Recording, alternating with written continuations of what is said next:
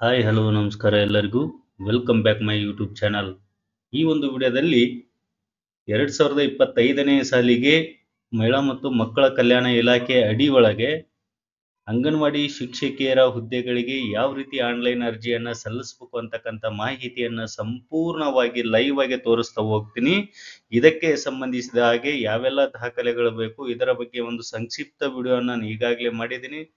ಯಾರಾದರೂ ನೋಡಿಲ್ಲ ಅಂದ್ರೆ ಅದನ್ನು ದಯವಿಟ್ಟು ನೋಡ್ಕೊಂಡು ಬಂದು ಈ ಒಂದು ಅರ್ಜಿಯನ್ನ ಸಲ್ಲಿಸಿ ಅಂತ ಹೇಳ್ತಾ, ಇನ್ನು ಯಾರೆಲ್ಲ ಇದೇ ಮೊದಲು ನನ್ನ ಯೂಟ್ಯೂಬ್ ಚಾನಲ್ ಅನ್ನು ನೋಡ್ತಾ ಇದ್ರೋ ದಯವಿಟ್ಟು ಸಬ್ಸ್ಕ್ರೈಬ್ ಮಾಡಿಕೊಂಡು ಪಕ್ಕದಲ್ಲಿ ಕಾಣುವ ಬೆಲ್ ಬಟನ್ ಮೇಲೆ ಕ್ಲಿಕ್ ಮಾಡಿ ಆಲ್ ಅಂತ ಸೆಲೆಕ್ಟ್ ಮಾಡ್ಕೊಳ್ಳಿ.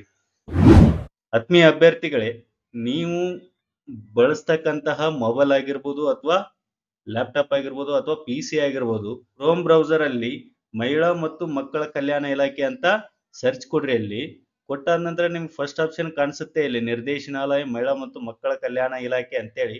ಅದರ ಮೇಲೆ ನೀವು ಇಲ್ಲಿ ಕ್ಲಿಕ್ ಮಾಡ್ಕೊಂಡಾಗ ಈ ರೀತಿ ಅದರ ಒಂದು ಹೋಮ್ ಪೇಜ್ ನಿಮ್ಗೆ ಕಾಣಿಸುತ್ತೆ.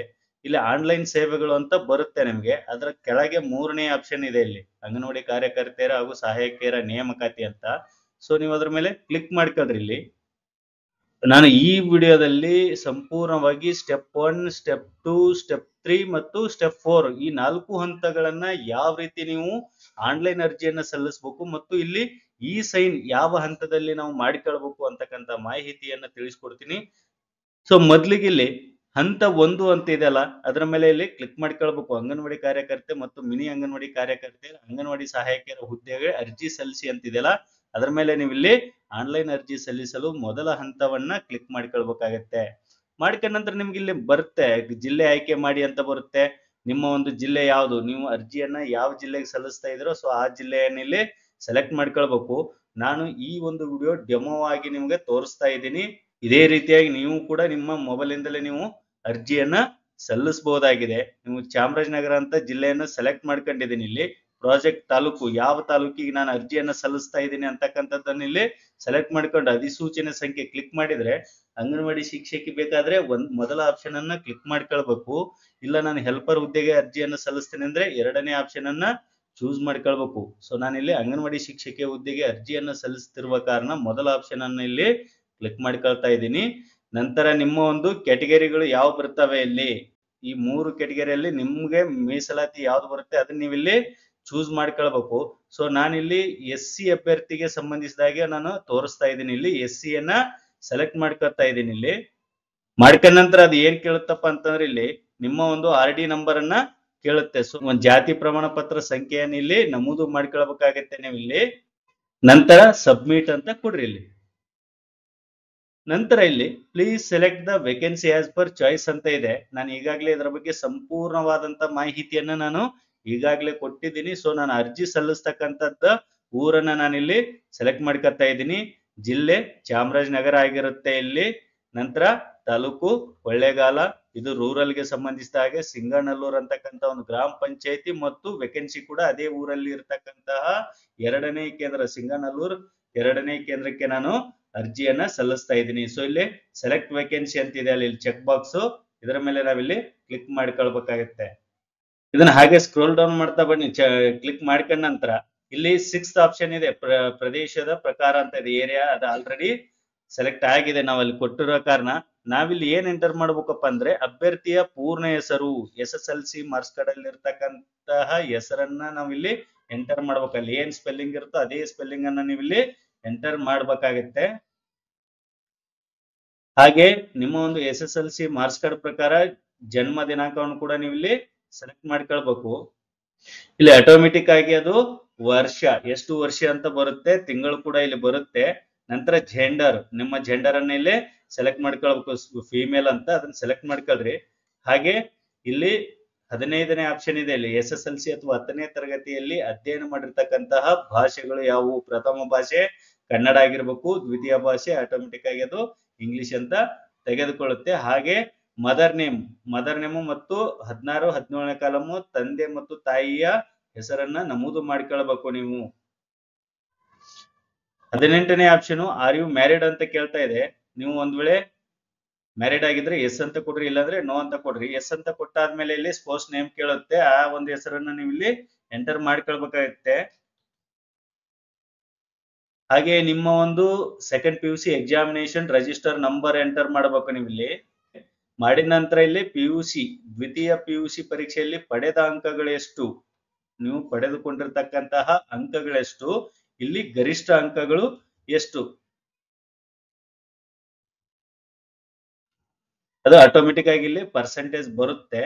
ನಂತರ 23ನೇ ಆಪ್ಷನ್ ಏನಿದೆ ಅಂದ್ರೆ ಅರ್ಜಿದಾರರ ವಿಳಾಸ ಅಂತ ಇದೆ, ಇಲ್ಲಿ ಅಡ್ರೆಸ್ ಅನ್ನ ಹಾಕ್ರಿ ಇಲ್ಲಿ. ನಂತರ ಸ್ಟೇಟ್ ಆಟೋಮೆಟಿಕ್ ಸೆಲೆಕ್ಟ್ ಆಗಿರುತ್ತೆ. ಡಿಸ್ಟಿಕ್ ನೀವು ನಿಮ್ಮ ಒಂದು ಡಿಸ್ಟಿಕ್ ಅನ್ನು ಸೆಲೆಕ್ಟ್ ಮಾಡ್ಕೊಳ್ರಿ. ತಾಲೂಕ್ ಯಾವುದು ಅದನ್ನು ಕೂಡ ಇಲ್ಲಿ ಸೆಲೆಕ್ಟ್ ಮಾಡ್ಕೊಳ್ಬೇಕು ನೀವು. ಹಾಗೆ ಪಿನ್ ಕೋಡ್, ನಿಮ್ಮ ಊರಿನ ಒಂದು ಪಿನ್ ಕೋಡ್ ಅನ್ನ ನೀವು ಎಂಟರ್ ಮಾಡ್ಕೊಳ್ರಿ ಇಲ್ಲಿ. ಮೊಬೈಲ್ ಸಂಖ್ಯೆ ಮತ್ತು ಮೇಲ್ ID ಕಡ್ಡಾಯ ಇದೆ, ಇಲ್ಲಿ ಎರಡನ್ನು ನೀವು ಮೆನ್ಷನ್ ಮಾಡಬೇಕು.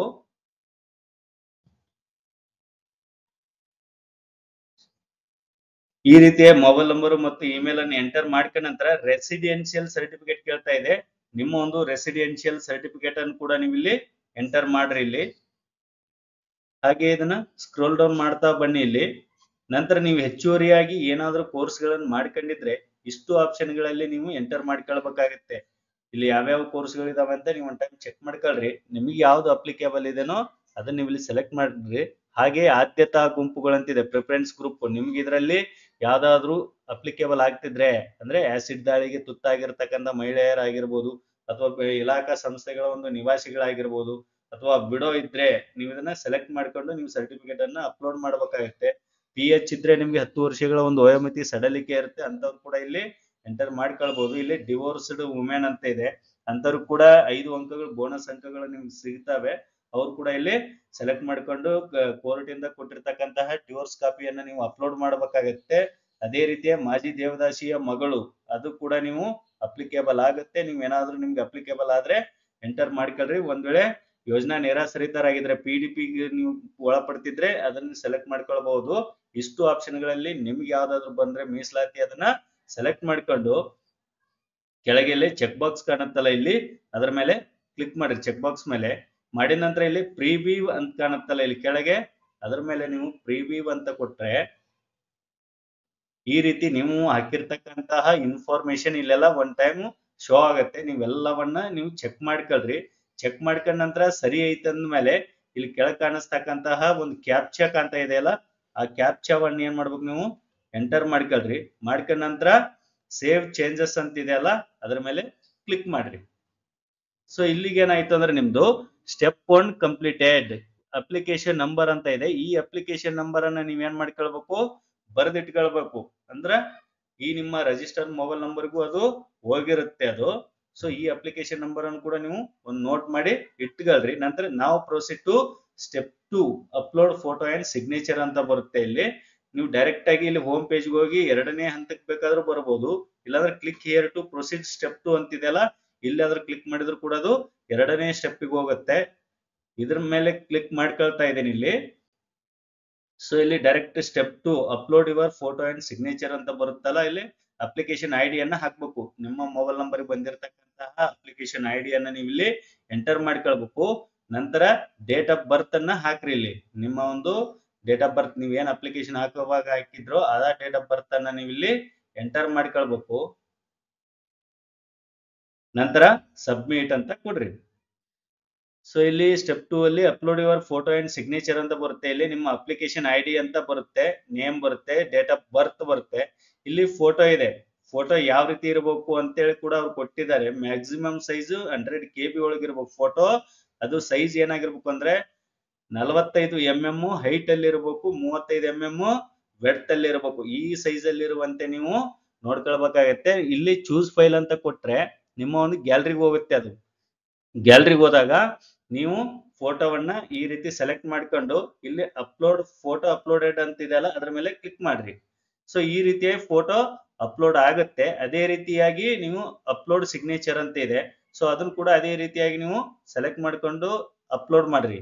ಸೊ ಈ ರೀತಿಯಾಗಿ ಫೋಟೋ ಮತ್ತು ಸಿಗ್ನೇಚರ್ ಅನ್ನ ಅಪ್ಲೋಡ್ ಮಾಡ್ಕೊಂಡ ನಂತರ ಸೇವ್ ಅಂತ ಕಾಣುತ್ತಲ್ಲ ಇದರ ಮೇಲೆ ಕ್ಲಿಕ್ ಮಾಡ್ರಿ. Step 2 completed, photo and signature uploaded. Now proceed to step 3 to upload documents and e-sign to complete application submission process ಅಂತ ಇದೆಯಲ್ಲ ಅದರ ಮೇಲೆ ಕ್ಲಿಕ್ ಮಾಡ್ರಿ. ಫಸ್ಟ್ ಸ್ಟೆಪ್ ಮತ್ತು ಸೆಕೆಂಡ್ ಸ್ಟೆಪ್ ಸಕ್ಸಸ್ಫುಲ್ ಆಗಿ ಸಬ್ಮಿಟ್ ಆಗಿದೆ. ಸೊ ನಂತರ ಇಲ್ಲಿ ಮೂರನೇ ಸ್ಟೆಪ್ ಅಪ್ಲೋಡ್ ಡಾಕ್ಯುಮೆಂಟ್ಸ್ ಮಾಡಬೇಕು. ಇದೇ ಸ್ಟೆಪ್ ಅಲ್ಲಿ ಮೂರನೇ ಸ್ಟೆಪ್ ಅಲ್ಲಿ ಕೂಡ ನೀವು ಈ ಸೈನ್ ಅನ್ನ ಮಾಡ್ಕೊಳ್ಬೇಕು. ಇಲ್ಲಿ ಅಪ್ಲಿಕೇಶನ್ ಐ ಡಿಯನ್ನ ಎಂಟರ್ ಮಾಡ್ರಿ ಇಲ್ಲಿ, ಹಾಗೆ ನಿಮ್ಮ ಡೇಟ್ ಆಫ್ ಬರ್ತ್ ಅನ್ನ ಸೆಲೆಕ್ಟ್ ಮಾಡ್ಕೊಳ್ರಿ ಇಲ್ಲಿ, ನಂತರ ಸಬ್ಮಿಟ್ ಅಂತ ಕೊಡ್ರಿ. ಸೊ ಇಲ್ಲಿ ಏನಾಗುತ್ತೆ ಅಂದ್ರೆ ಈ ರೀತಿ ಡಿಜಿ ಲಾಕರ್ಗೆ ತಗೊಳ್ತಾ ಇದೆ. ಅದು ಅಂದ್ರೆ ನಿಮ್ಮ ಒಂದು ಡಾಕ್ಯುಮೆಂಟ್ಸ್ ಗಳು ಡಿಜಿ ಲಾಕರ್ ಅಲ್ಲಿ ಇದ್ರೆ ಅದು ತೆಗೆದುಕೊಳ್ಳುತ್ತೆ. ಒಂದ್ ವೇಳೆ ಇರ್ಲಿಲ್ಲ ಅಂದ್ರೆ ನೀವು ಸೈನ್ ಅಪ್ ಮಾಡ್ಕೊಳ್ಬೇಕಾಗುತ್ತೆ. ಇಲ್ಲಿ enter your registered mobile number ಅಂತ ಇದೆ. ಸೊ ನೀವು ಡಿಜಿ ಲಾಕರ್ಗೆ 3 ಆಪ್ಷನ್ ಗಳ ಮೂಲಕ ನೀವು ಸೈನ್ ಇನ್ ಮಾಡ್ಕೊಳ್ಬಹುದು. ಮೊಬೈಲ್ ನಂಬರ್ ಅಥವಾ ಯೂಸರ್ ನೇಮ್ ಅಥವಾ ಆಧಾರ್ ನೇಮ್ ಮೇಲೆ ನೀವು ಸೈನ್ ಇನ್ ಮಾಡ್ಕೊಳ್ಬಹುದು. ಸೊ ಈ ರೀತಿಯಾಗಿ ಡಿಜಿ ಲಾಕರ್ ಅಲ್ಲಿ ಇರ್ತಕ್ಕಂತಹ ಡಾಕ್ಯುಮೆಂಟ್ಸ್ ಗಳನ್ನ ನೀವು ಇಲ್ಲಿ ಸೆಲೆಕ್ಟ್ ಮಾಡ್ಕೊಳ್ಬಹುದು. ಇಲ್ಲಿ ಮಾಡ್ಕೊಂಡು ಇಲ್ಲಿ ಅಲೌ ಅಂತ ಕೊಡ್ರಿ. ನಂತರ ಈ ರೀತಿ ನಿಮಗೆ ಸರ್ಟಿಫಿಕೇಟ್ ಅಪ್ಲೋಡ್ ಮಾಡ್ಕೊಳ್ಳಿಕ್ಕೆ ಬರುತ್ತೆ ಇಲ್ಲಿ. ಸೊ ನೀವು ನೋಡ್ತಿರ್ಬೋದು ಇಲ್ಲಿ first option documents from DigiLocker ಅಂತ ಇದೆ, ಅಪ್ಲೋಡ್ ಡಾಕ್ಯುಮೆಂಟ್ಸ್ ಅಂತ ಇದೆ, ಇ ಸೈನ್ ಡಾಕ್ಯುಮೆಂಟ್ಸ್ ಅಂತ ಇದೆ. ಫಸ್ಟ್ ನೀವು ಏನ್ ಮಾಡ್ಕೊಳ್ಬೇಕಪ್ಪ ಅಂದ್ರೆ ಇಲ್ಲಿ ಕಾಣಿಸಿರುವ ಹಾಗೆ 4 ಸರ್ಟಿಫಿಕೇಟ್ ಇದಾವಲ್ಲ, ಕಾಸ್ಟ್ ಸರ್ಟಿಫಿಕೇಟ್ ಅನ್ನು ನೀವು ಇಲ್ಲಿ ಅಪ್ಲೋಡ್ ಮಾಡಬೇಕು. ರೆಸಿಡೆನ್ಶಿಯಲ್ ಡಾಕ್ಯುಮೆಂಟ್ಸ್ ಅನ್ನ ಅಪ್ಲೋಡ್ ಮಾಡಬೇಕು. ಹಾಗೆ SSLC ಮತ್ತು PUC ಮಾರ್ಕ್ಸ್ ಕಾರ್ಡ್ ಅನ್ನ ನೀವು ಇಲ್ಲಿ ಅಪ್ಲೋಡ್ ಮಾಡ್ಕೊಳ್ಬೇಕಾಗತ್ತೆ. ಇಲ್ಲಿ ಅಪ್ಲೋಡ್ ಡಾಕ್ಯುಮೆಂಟ್ ಅಂತಿದೆಯಲ್ಲ ಅದ್ರ ಮೇಲೆ ಇಲ್ಲಿ ಕ್ಲಿಕ್ ಮಾಡ್ಕೊಳ್ರಿ. ಮಾಡ್ಕೊಂಡ ನಂತರ ಇಲ್ಲಿ SSLC ಸರ್ಟಿಫಿಕೇಟ್ ಅನ್ನ ಫಸ್ಟ್ ಅಪ್ಲೋಡ್ ಮಾಡ್ಕೊಳ್ಬೇಕು. ಈ ಚೂಸ್ ಫೈಲ್ ಮೇಲೆ ಕ್ಲಿಕ್ ಮಾಡ್ರಿ. ಇಲ್ಲಿ ಮಾಡಿದಾಗ ಇಲ್ಲಿ ಅಪ್ಲೋಡ್ ಅಂತ ಬರುತ್ತೆ, ಅಪ್ಲೋಡ್ ಸಕ್ಸಸ್ಫುಲಿ ಅಂತ ಬರುತ್ತೆ. ಇಲ್ಲಿ ಮುಂದೆ ನೋಡ್ತಿರ್ಬೋದು ನೀವು ಇಲ್ಲಿ ಆಪ್ಷನ್ ಅಪ್ಲೋಡೆಡ್ ಡಾಕ್ಯುಮೆಂಟ್ ಅಂತ ಬರ್ತಿದೆ. ಸೊ ಈ ರೀತಿಯಾಗಿ ಇವು 4 ಡಾಕ್ಯುಮೆಂಟ್ಸ್ ಗಳ ಅಪ್ಲೋಡ್ ಅನ್ನ ನೀವು ಮಾಡ್ಕೊಳ್ಬೇಕಾಗತ್ತೆ. ಇಲ್ಲಿ ಅದೇ ರೀತಿಯಾಗಿ ಇಲ್ಲಿ ಎಲ್ಲವಕ್ಕೂ ಅಪ್ಲೋಡೆಡ್ ಡಾಕ್ಯುಮೆಂಟ್ ಅಂತ ಬರಬೇಕು ಇಲ್ಲಿ.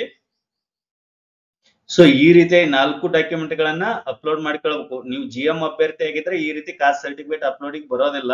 ಸೊ ಇಲ್ಲಿ ನೀವು SC ST ಆಗಿದ್ರೆ ಚೂಸ್ ಮಾಡ್ಕೊಂಡಿದ್ರೆ ಮಾತ್ರ ಇಲ್ಲಿ ಕಾಸ್ಟ್ ಸರ್ಟಿಫಿಕೇಟ್ ಅನ್ನ ಅಪ್ಲೋಡ್ ಮಾಡ್ಕೊಳ್ಳಕ್ಕೆ ಆಪ್ಷನ್ ಬರುತ್ತೆ. ನಂತರ ಇಲ್ಲಿ ಕಂಟಿನ್ಯೂ ಫಾರ್ ಇ ಸೈನಿಂಗ್ ಅಂತ ಇದೆ ನೋಡ್ರಿ. ಇದನ್ನ ಕಡ್ಡಾಯವಾಗಿ ಎಲ್ಲಾ ಅಭ್ಯರ್ಥಿಗಳು ಮಾಡ್ಕೊಳ್ಬೇಕು. ಒಂದ್ ವೇಳೆ ಇದನ್ನ ನೀವು ಮಾಡ್ಲಿಲ್ಲ ಅಂದ್ರೆ ನಿಮ್ಮ ಒಂದು ಡಾಕ್ಯುಮೆಂಟ್ಸ್ ಆನ್ಲೈನ್ ಆಫೀಸಿಯಲ್ ಹೋಗಲ್ಲ. ಅದು CDPO ಆಫೀಸ್ಗೆ ಆಗ್ಲಿ ಅಥವಾ DC ಆಫೀಸ್ಗೆ ಆಗ್ಲಿ ಅದು ರೀಚ್ ಆಗೋಲ್ಲ. ಸೊ ನೀವು ಇದನ್ನ ಈ ಹಂತವನ್ನ ಪೂರ್ಣಗೊಳಿಸುವುದು ಕಡ್ಡಾಯವಾಗಿದೆ. ಕಂಟಿನ್ಯೂ ಫಾರ್ ಇ ಸೈನಿಂಗ್ ಅಂತಿದೆಯಲ್ಲ ಅದರ ಮೇಲೆ ಕ್ಲಿಕ್ ಮಾಡ್ರಿ. ಇಲ್ಲಿ ಮತ್ತೆ ಇಲ್ಲಿ ಪ್ರೊಸೀಡ್ ಟು ಇ ಸೈನ್ ಅಂತಿದೆಯಲ್ಲ ಅದರ ಮೇಲೆ ಕ್ಲಿಕ್ ಮಾಡ್ರಿ.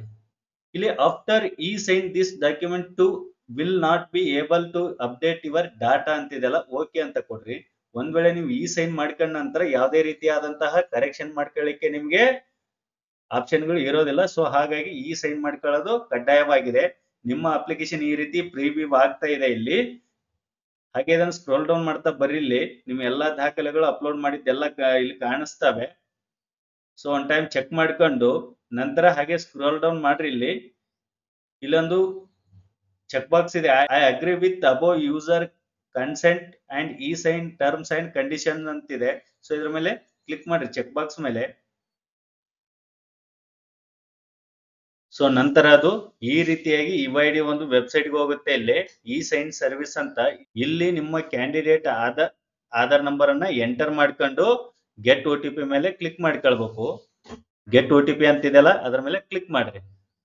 ಮಾಡಿದಾಗ ರಿಜಿಸ್ಟರ್ಡ್ ಮೊಬೈಲ್ ನಂಬರ್ ಯಾವ್ದು ಒಂದು ಆಧಾರ್ಗೆ ಲಿಂಕ್ ಇರುತ್ತೋ ಆ ನಂಬರ್ಗೆ ಒಂದು OTP ಹೋಗಿರುತ್ತೆ. ಬಂದಿರತಕ್ಕಂತಹ OTP ಯನ್ನ ಎಂಟರ್ ಮಾಡ್ಕೊಂಡು ನಂತರ ಇಲ್ಲಿ ಚೆಕ್ ಬಾಕ್ಸ್ ಕಾಣುತ್ತಲ್ಲ ಅದರ ಮೇಲೆ ಆಟೋಮೆಟಿಕ್ ಕ್ಲಿಕ್ ಆಗುತ್ತೆ. ನಂತರ ಸಬ್ಮಿಟ್ ಅಂತ ಕೊಡ್ರಿ.